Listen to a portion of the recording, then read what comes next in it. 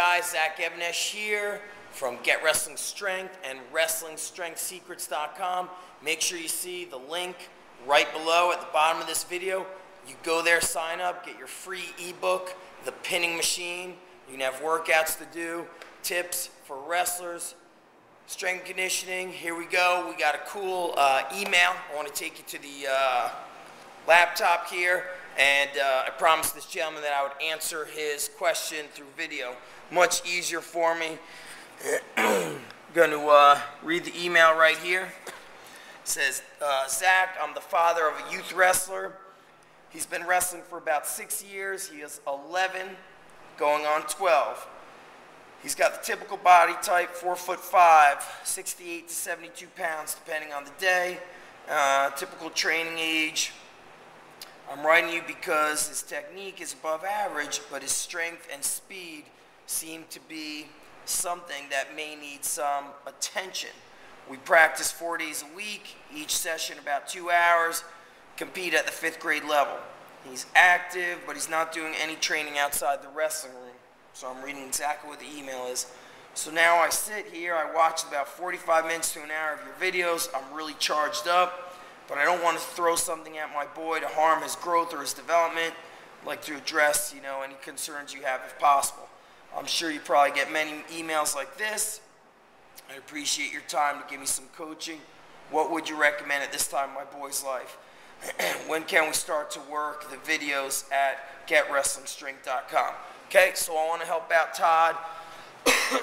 Some real important stuff here. His son is 11 going on 12, so usually that's probably like a 6th grader. I know he said 5th grade. Usually that's going to be a 6th grader, maybe a 5th grader. 4 wrestling sessions, 2 hours each time at that. Might be a little bit much unless that's the in-season. But when you're that age, we need, and what's interesting is we get most of the questions from the youth angle here. At that age, and even at the high school level, and even at the collegiate level. But let me address this specifically. For a wrestler who's 11 to 12 years old, in-season wrestling, that's fine. I don't know if he's going to have a whole lot of time to do other things. Can he focus on calisthenics? Absolutely. I always say this. I want to see those younger kids doing gymnastics. The warm-up should be, and we've got the full-blown warm-up on undergroundstrengthcoach.com, but the warm-up should be lots of gymnastic movements, the basics, tumbling, cartwheels, round-offs, walking on the hands, all kinds of jumping drills, animal movements, the bear crawl, the crab walks, the duck walks, all these movements to promote athleticism.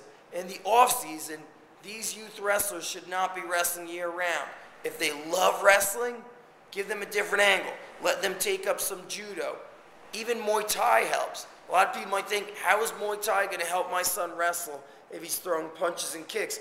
Muay Thai teaches and develops power through the hips, power through the upper body, power through the trunk. It teaches athleticism. It develops a lot of strength and speed throughout the body. We could play other sports, and it doesn't even have to be, signing up for baseball, signing up for soccer. They could just do it on a recreational level. But if you're going to wrestle year-round, especially at that age, it's a high probability that that kid is not likely to love wrestling. These kids tend to burn out.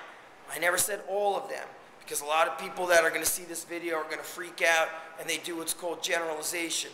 Oh, Tiger Woods played golf since age 4. That's all he did. He's been the world champion. Great. Far and few between. I also know a kid that wrestled on my team didn't start wrestling in high school till junior year. Senior year, he was all-state. Then he went to a junior college, and he was an All-American his 2 years there, 6th and 3rd in the country. 6th in the country his 3rd year wrestling. 3rd in the country his 4th year wrestling. Freak accident. He was a well-rounded athlete. He played a lot of sports. So when it came to wrestling, he picked it up quickly. So we want to do activities that promote athleticism, develop strength. Younger kids don't need to be going through full-blown workouts. We do train kids here as young as in the 6th grade. But this facility, my gym, as you can see, is not really set up so much for the younger guys, the elementary guys. Although we do use, you can see a lot of gymnastic stuff involved in here. A lot of the lighter kettlebells we have over here, the 18 and 26 pounders. Lighter sandbags, lots of medicine balls. If I had a bigger facility, I would set up another section that basically looked like a gymnastics area. And I would take in those younger kids. And I spent 11 years teaching elementary phys ed. And I would say the best, most powerful, most effective unit we taught was gymnastics. And if I had the facility with the younger guys, our gymnastics would have been part of our program, part of the warm-up year-round. I would have had the kids climbing rope, climbing different pole apparatuses, monkey bars, using light medicine balls. These are the things that happen overseas. The young kids growing up, they might have an affinity towards wrestling, but they're going to utilize gymnastics, soccer, basketball, volleyball, handball, track and field events, because they know it develops the complete athlete. And reading, not just from reading the translated materials from overseas, but seeing a lot of these wrestlers, the peak age for a wrestler was oftentimes in his early 20s, whereas in America we see some of these wrestlers peaking as a freshman or sophomore. Then they don't improve after that. We want to have well-rounded athletes, less overuse injuries, and they're less likely to burn out. So Todd, for your son who's only 11 or 12, get a climbing rope in the garage or the basement, get a set of rings right here. You can get these at rogueringtraining.com, and let him play around.